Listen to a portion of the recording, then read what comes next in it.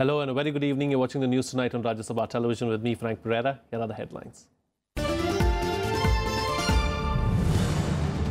President felicitates 112 women trailblazers. The list of first ladies includes porter Manju Sarpanch Chavi Rajawat, firefighter Harshini Khanhekar and bartender Shabti Basu and many others.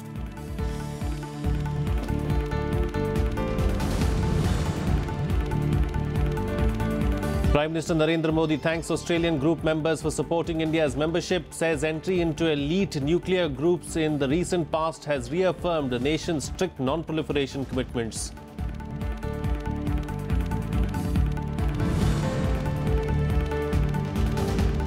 Pakistani troops continue ceasefire violations for the third day in a row. 3 people, including an army jawan, killed in separate incidents along the international border and line of control in Jammu.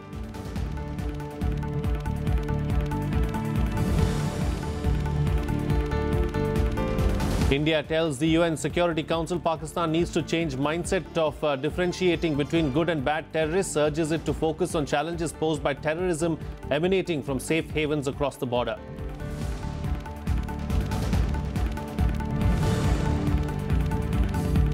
And Donald Trump completes 1 year as US President, anniversary marked by the shutdown of many federal services, failure as the US Senate fails to pass a new budget.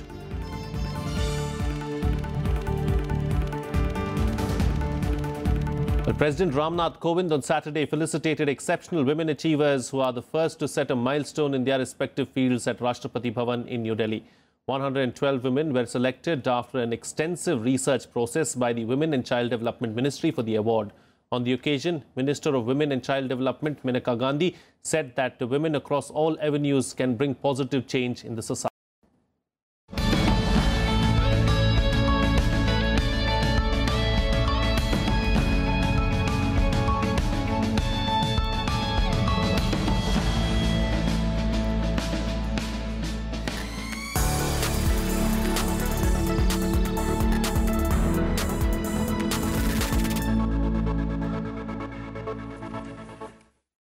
President Ramnath Kovind on Saturday felicitated 112 exceptional women achievers who were the first to set a milestone in their respective fields.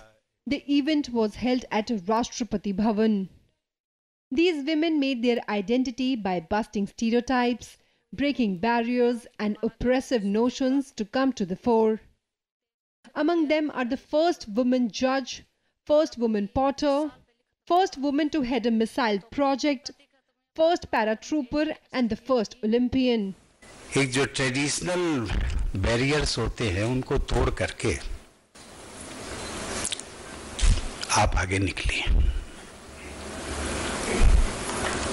और सबसे बड़ी चिंता इस देश में चूंकि सबके संस्कार इसी प्रकार के पड़े हुए हैं, माँ बाप की चिंता होती है उनकी अपनी बेटी की सेफ्टी की, सिक्योरिटी की। लेकिन इन सब को आपने ताक पर रख दिया। सबकी कहानी सुनने के बाद में ये मैं कह सकता हूं कि आप each of one you have become and you are and you will continue to be an inspiration for everybody. The initiative called First Ladies includes women from diverse fields such as defense forces, science, sports, business, entertainment and hospitality. These include P.T. Usha, P.V. Sindhu, Sania Mirza, Aishwarya Rai and Kiran Majumdar-Shaw. Initially, there was a lot of social stigma, taboos and stereotypes which surrounded my physical condition.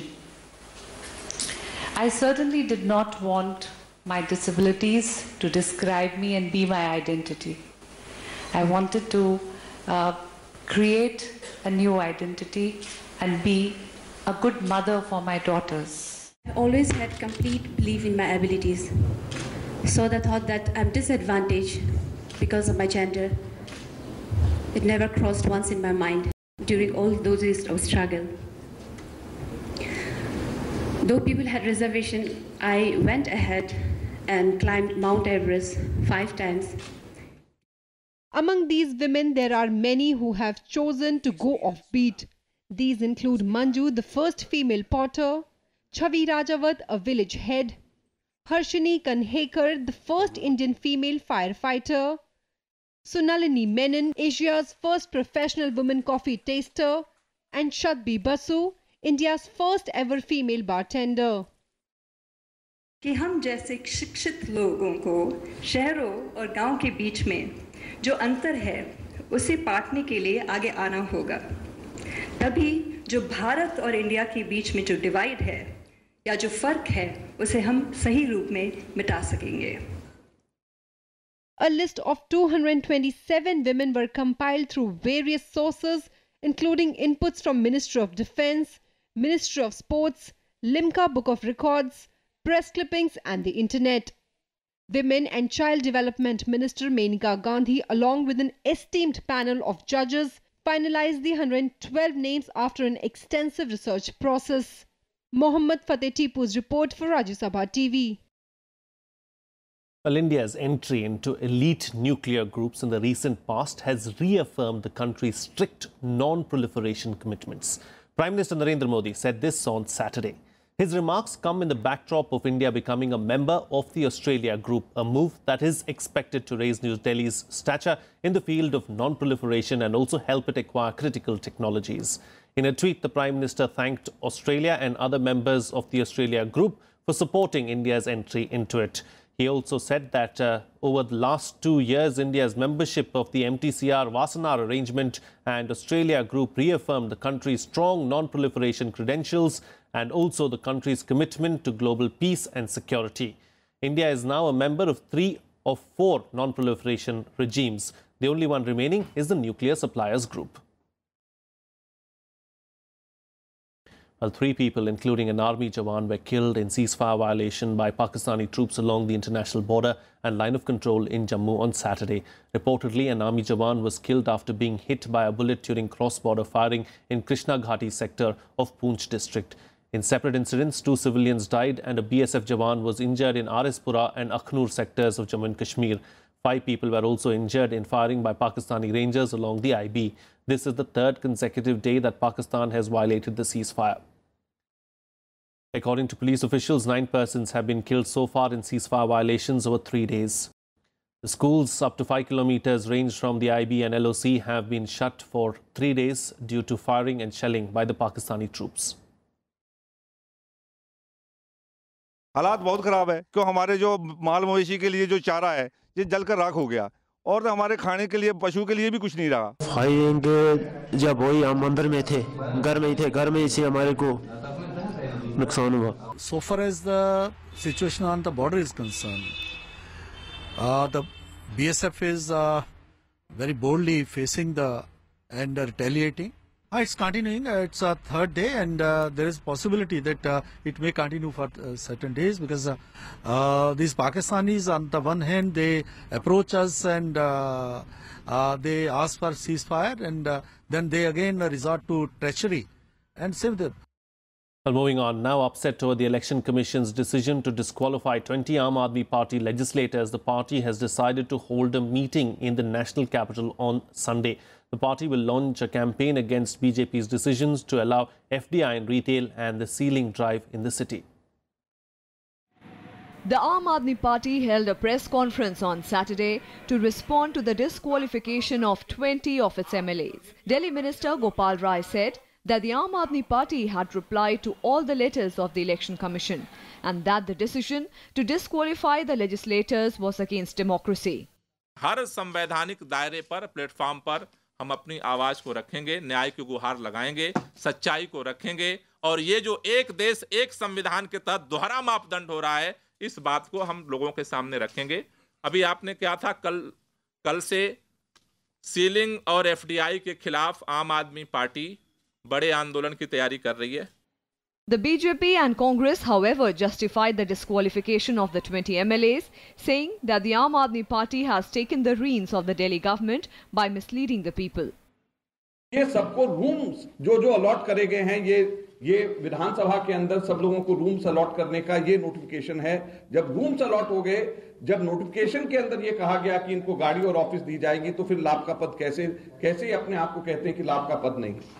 21 विधायकों को आपने रेवड़ियां बांटी और उसी दौरान आप विधायकों की तनख्वाह 2-2 लाख 400% वृद्धि का प्रस्ताव लाए, क्योंकि आपकी पार्टी में योगेंद्र यादव और प्रशांत भूषण को आपने बाहर निकाला था और आपको ये डर था कहीं विधायक बिखरे नहीं, टूटे नहीं।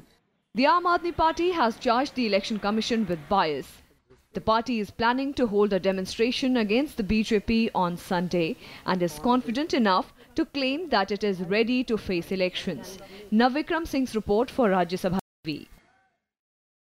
Well, the agriculture sector is expected to get top priority in the upcoming budget. Participating in a weekly show of Rajya Sabha television, Sarokar, Minister of State of Agriculture and Farmers Welfare, Gajendra Shekhawat, said the Modi government's thrust in all previous budgets has been rural infrastructure in the farm sector. And this will be the case this time too. Let's listen in. When the union budget is announced on February 1st, it is expected that the finance minister's top focus would be to end rural distress. That is why the farmers across the country have high hopes from the upcoming budget. जितना खर्चा होता है, आज अगर किसी के पास 4 एकड़ 5 एकड़ जमीन है तो वो अपने 2 बच्चे नहीं पाल सकता, बढ़िया तरीका बिल्कुल नहीं पाल सकता, क्योंकि महंगाई इतनी बढ़ गई कि कृषि जो है ना वो बहुत महंगी पैदा होने लगी है। पानी की बड़ी भारी समस्या है, पानी होना चाहिए, किसान के लिए पानी की बड़ी समस्या है। दूसरा, खाद और बीज जो ना उसमें बहुत लागत आती है, उसका पूरा मूल्य नहीं मिल रहा है किसान को। मैं इस सरकार का नहायत ही नज़दीक की प्यारा हूँ और सरकार ऊपर मैं 5 पार्ट विदाउट पासपोर्ट पाकिस्तान में आया। मैं इल्म फाजिल डिग्री होल्डर MA उर्दू के अंदर और सूझबूझ में बिल्कुल पक्का हूँ मैं। तो हम तंग आ गए, इन व्यापारी आते हैं, बात लाते कृषि का नाश कर दिया। During the course of our program, Sarokar, Minister of State for Agriculture and Farmers Welfare, assured the farmers that rural India and the farm sector is among the government's top priorities. He also informed them about the many new schemes like the Soil Health Card and Pradhan Mantri Fasal Bima Yojana started by the Modi government. He also claimed that in the last 4 years, more and more farmers have been granted loans from banks, promising them that the upcoming budget would give the farm sector its due share.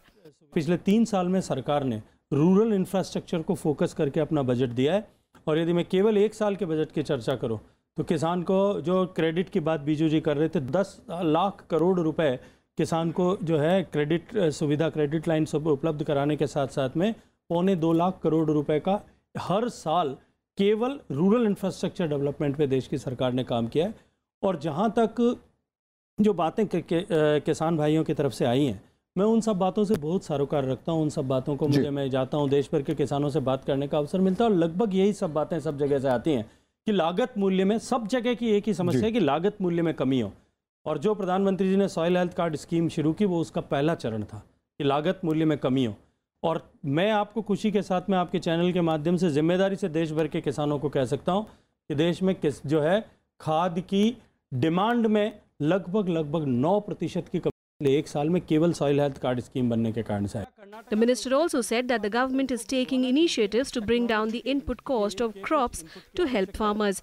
हम उसमें लगातार सुधार करने के लिए काम कर रहे हैं और मुझे लगता है कि ये किसानों के लिए फसल बीमा योजना जो है ये अपने आप में आने वाले समय में बहुत बड़ी गेम चेंजर होगी, क्योंकि इसमें किसान जिस दिन फसल उगाने का प्लान करता है जी, उस दिन अगर किसी कारण से वो फसल नहीं उगा पाता है, बरसात नहीं हो आज, क्योंकि हमारे देश का किसान जो है वो बरसात पर निर्भर करता है, अधिकांश किसान, अगर बरसात नहीं होने के कारण से वो अगर फसल नहीं उगा पाए तो भी उसको 25% कंपनसेशन का प्रावधान इसमें है। The result of the recent assembly elections in Gujarat brought to the fore the problems in rural India and the farm sector. The biggest among these is that farmers are spending more per crop but not getting the right price for it. Shyam Sundar's report for Rajya Sabha TV. Well, these were just excerpts from Rajya Sabha television's program Sarokar. You can watch the entire show at 8 p.m. on Sunday. Moving on, now India has targeted Pakistan at the United Nations Security Council, saying that the country's mindset that unleashes terrorist attacks on India and Afghanistan must change. India's permanent representative at the UN, Syed Akbaruddin, said this on Friday during a high-level Security Council meeting dealing with Afghanistan, emphasizing that only by changing the terror mindset can peace come to Afghanistan. India said Pakistan must stop differentiating between good and bad terrorists and focus on challenges posed by terrorism emanating from the safe havens from across the border. India's stand was also supported by the US and Afghanistan at the crucial meet. The US said the status quo regarding continuous terrorist safe havens in Pakistan was not acceptable. The Afghan Deputy Foreign Minister Hekmat Khalil Karzai too reiterated the presence of terrorist safe havens across the border. These mindsets differentiate between good and bad terrorists. These mindsets refuse to see reason in peace. They are mindsets that are reluctant to join hands in moving the region forward to build a shared future for our people and our youth. These mindsets, Mr. President, need to change. Well, Syed Akbaruddin, while backing up his assertion with World Bank statistics, said that terrorism has taken a huge toll on Afghanistan. Akbaruddin further told the Security Council that New Delhi remains committed to work closely with its regional and international partners to bring peace, security, stability and prosperity in Afghanistan. It is our vision that Afghanistan regains its place, and we remain committed to work closely with our regional and international partners to bring peace, security, stability and prosperity in Afghanistan. It is with this mind that our Prime Minister, during his visit to Afghanistan on 24 December 2015, to inaugurate the Parliament building, stopped over in Lahore, Pakistan. Unfortunately, these visits were followed by a heinous and barbaric terrorist attack on the Pathankot airbase on 1st January 2016, perpetrated and planned by the very same mindsets which attack the spirit of Afghanistan every day. Moving on, now the first year of the Donald Trump presidency has been marked by hard decisions and controversy. The American president's decisions have shaken up establishments the world over, many of them who have been traditional American allies and adversaries. Pakistan has felt the discomfort most acutely, while India has had calls to celebrate a new sense of bonhomie and closeness with the US, especially on the issue of terrorism. Let's take a look at Donald Trump's presidency so far. I'm elected president.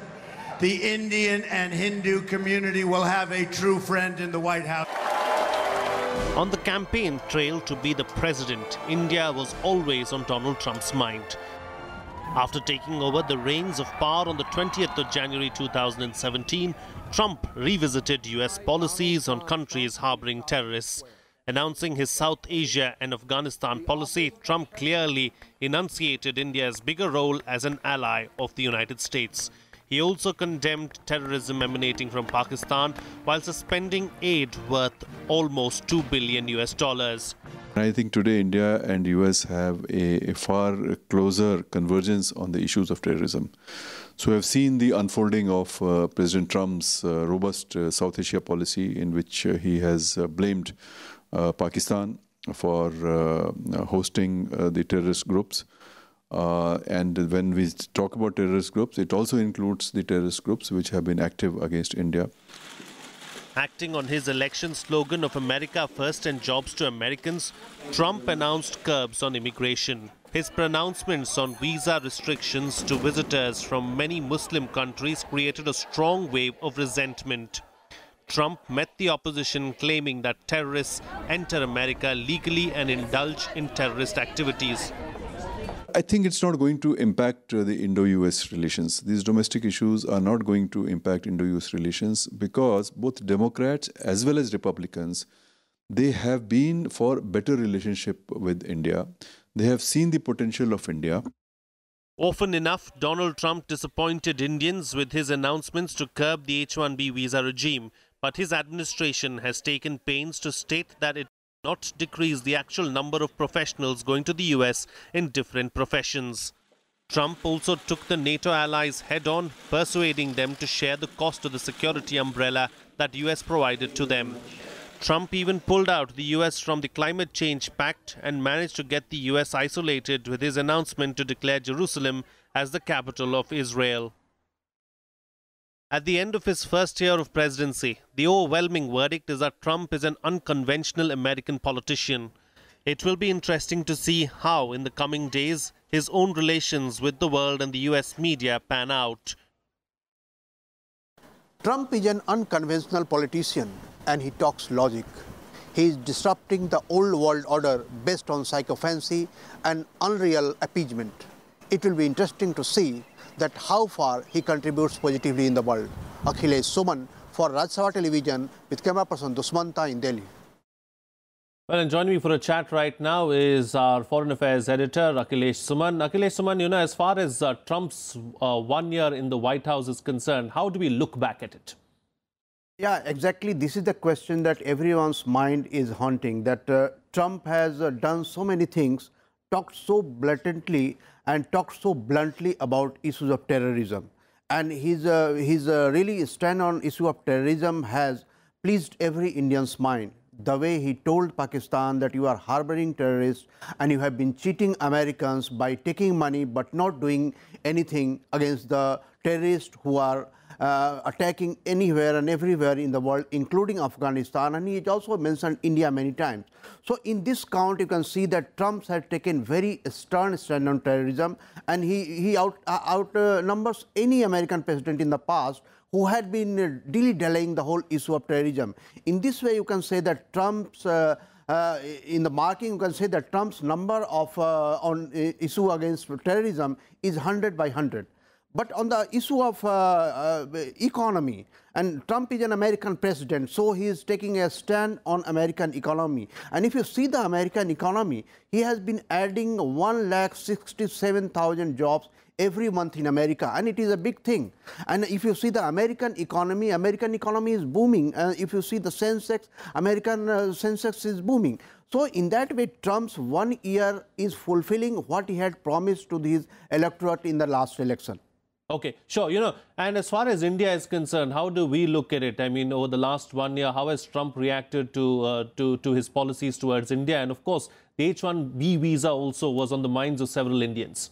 Yeah, see, this is the thing that I'm trying to tell, that Indians have been the most pleased people in the whole world who had been liking Trump policy on terrorism, is because India has been attacked by terrorists many a times. You see that every day there is cross-border firing and terrorists sneak into Indian territory and create disturbances in the country. So Trump's taking a stand on terrorism has gone in the favor of whole Indian masses, and everybody is liking this. As far as H-1B visa is concerned, you know that H-1B visa issue is still not final. The bill has to come, the bill has to be passed. But the whole trajectory is that Trump is going to check that there should be no illegal entry into the country. And Indians don't enter illegally. And Indians enter there on the basis of professional efficiency. And that is why everyone in India is sure that even if H-1B visa is redefined in certain ways, the Indians going there as a professional is not going to diminish. So this issue is not, in a way, not affecting any Indian. And government of India is every day persuading Trump and trying to influence American administration that Indians are not going as a charity. And if you see that Indian companies are adding to the jobs in America, and Americans are getting jobs due to Indian companies. So I think it is a win-win situation for India and America in that way. All right, Akhilesh Suman, we'll have to leave it at that. Thank you so much for joining us there with those details. Well, the US government has begun a federal shutdown after the Senate failed to agree on a new budget. This is the first modern government shutdown with Congress and the White House controlled by the same party. And it comes on the 1-year anniversary of President Donald Trump's inauguration. Despite last-minute bipartisan meetings, the bill to fund the government until 16 February did not receive the required 60 votes. It was unclear which way the vote would go as the midnight deadline approached, with Republicans and Democrats split on key issues. The last US shutdown happened in 2013 and lasted for 16 days, during which many federal employees took a forced leave of absence. Many government offices will close as federal law requires agencies to shut down if Congress has not allocated money to fund them. National parks and monuments are also likely to face closure, but essential services will still run.